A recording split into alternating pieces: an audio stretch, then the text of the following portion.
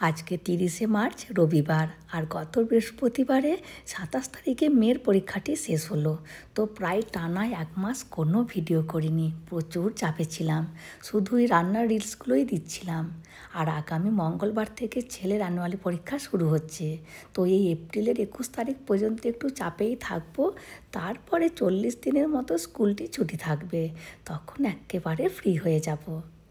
যাই হোক, বেরিয়েছি। এখানে একটি ধাবা আছে যেখানে শুধুমাত্র দেশি মুরগির মাংস পাওয়া যায়। তো দোকানটির নামই ওই জন্য দেশি মুরগির ধাবা। আমরা প্রথমবারই এরকম টাইপের ধাবাতে যাচ্ছি। এখানে মুরগিকে বলে কলি আর দেশি মুরগিকে বলে নাটকলি। তো এই নাটকলি ধাবাতে যাচ্ছি আমাদের বাড়ি থেকে 20 কিলোমিটার দূরে। যেতে 30-40 মিনিটের মতো সময় লাগবে। আর আজকে আমরা মেন রোড দিয়ে না যেয়ে বাইপাস হয়ে যাচ্ছি, কারণ মেন রোডে এরকম টাইমে প্রচণ্ড ট্রাফিক হয়।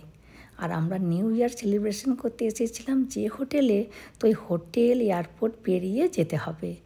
আর এই রোডটা দিয়েই আমরা গাড়ি করে দেশে গিয়েছিলাম। যাই হোক, গল্প করতে করতে চলে এসেছি, আর হাফ মিনিটের মতো আছে। এই যে দেখুন, চলে এসেছি। তামিলে লেখা আছে বোর্ডে, কিন্তু লেখাটি পড়তে না পারলেও দেশি মুরগির ছবি কিন্তু দেয়া আছে, মানে আমরা ঠিক জায়গাতেই এসেছি।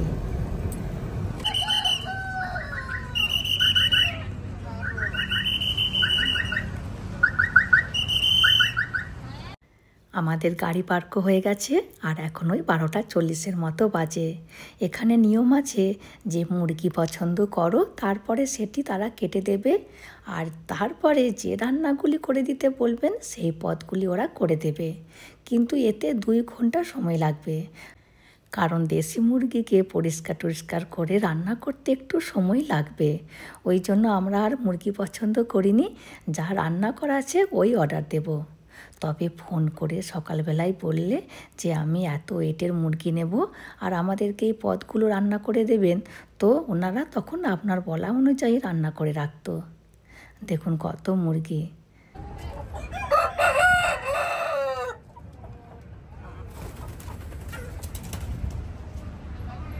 যাই হোক, চলুন ভেতরে যাই।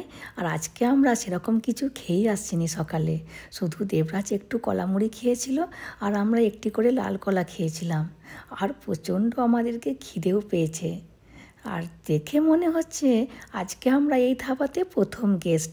তামিলরা খুব দেরি করে লাঞ্চ করে, কমন টাইম এদের 2:30, 3টে, আবার কখনো কখনো 4টেও বেজে যায়। যাই হোক, ছোটো ছোটো ঘর করা আছে, আর ওপরে নারকেল পাতার ছাউনিতে আছে।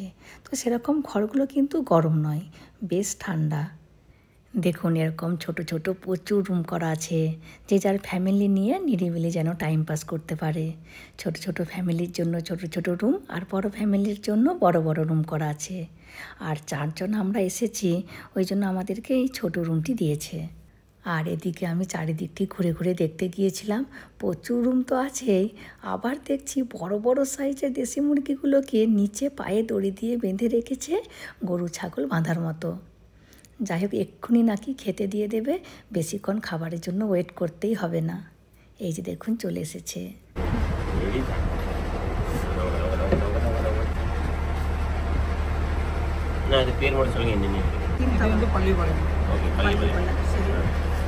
இது வந்து பச்சைப்புளி ரசம், ரசம் இது தக்காளி ரசம், தக்காளி ரசம், நாட்டுக்கோழி தனி குழம்பு, நாட்டுக்கோழி குழம்பு, இது ரைஸ்।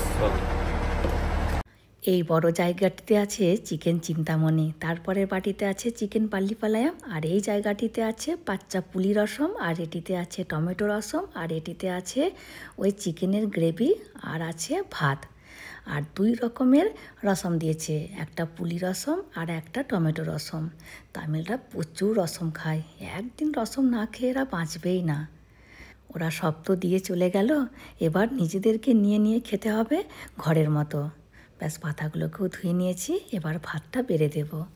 এই চিকেন চিন্তামণিটা আমরা 500 নিয়েছি, ওই জন্য মাটির জায়গাতে দিয়েছে। আর পাল্লিপালায়ামটা 250 নিয়েছি, ওই জন্য এমনি নর্মাল বাসনে দিয়েছে।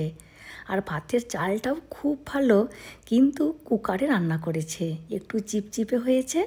জানেন তামিলরা মানে 90% তামিলরা কুকারে ভাত রান্না করে, কেউ আমাদের মতো হাঁড়িতে করে ভাত রান্না করে না।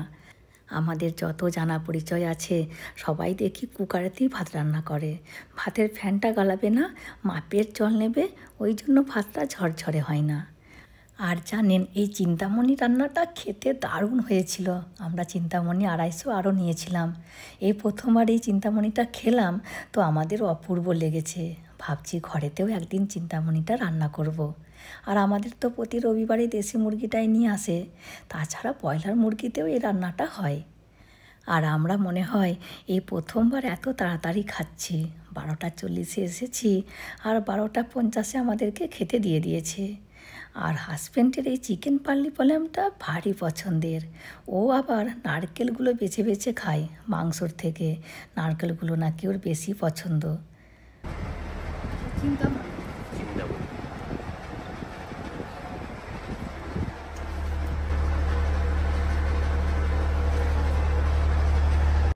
ব্যাস ওদেরকে দেয়া হয়ে গেছে, এবার আমরা নিজেরা নিয়ে আমরা খেয়ে নেব।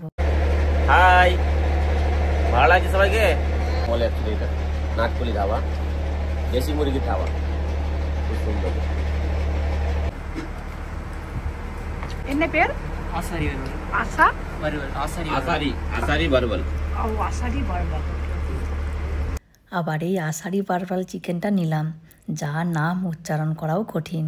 এই রান্নাটা ভালো তো হয়েছিল, কিন্তু একটু ঝাল হয়েছিল। நல்லா இருக்குনা, সুপার একটা টেস্ট। நல்ல টেস্ট, காரமா இருக்கு. சரி பரவாயில்லை. বলো রান্না কেমন হয়েছে? ভালো, ভালো টেস্ট। ইয়া পছন্দ হয়েছে? একটু ঝাল না, একটু স্পাইসি না? এই আষাঢ়ি বারবাল চিকেনটা বেশি ঝাল হয়েছিল, ওই জন্য সবার চোখ থেকেই জল বেরোচ্ছে। আর সবশেষে ঝাল কাটানোর জন্য আমরা একটি করে কুলফি নিলাম। এমনিতেই অবশ্য নিতাম, আর কুলফিটাও খেতে খুব ভালো। আর এই যে আমরাও একটি করে নিয়ে বসে পড়েছি। আর আমাদের বিল হয়েছে আইসক্রিম নিয়ে 2232 টাকা। খুব একটি কিন্তু বেশি নয়, কারণ দেশি মুরগির দাম এমনিতেই বেশি। হাজব্যান্ড বলছে যা বিল হয়েছে ঠিক আছে, রান্না করতেও একটা খরচা পড়ে।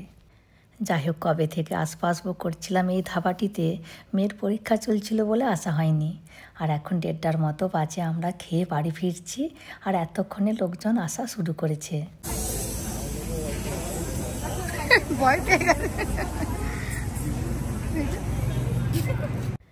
দেখুন এই মুরগিটি কত বড়, 3-3.5 কিলো ওজন তো হবেই।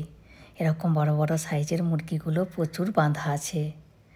আর এখানটি রান্নাঘর। আর দেখুন কি রোদের জোর, আগামীকাল থেকে নাকি তামিলনাড়ুতে বৃষ্টি হবে বলছে, নিউজে দেখাচ্ছিল। হলে ভালো হয়, যা রোদ গরম পড়েছে। যাই হোক চলুন এবার বাড়ি ফিরি। আজকে একটু ওভার খাওয়া হয়ে গেছে, বাড়িতে যেয়ে একটু রেস্ট করতে হবে। রেস্ট বলতে ওই একটি মুভি দেখব। প্রতি রবিবারে সবাই মিলে আমরা একটি করে মুভি দেখি।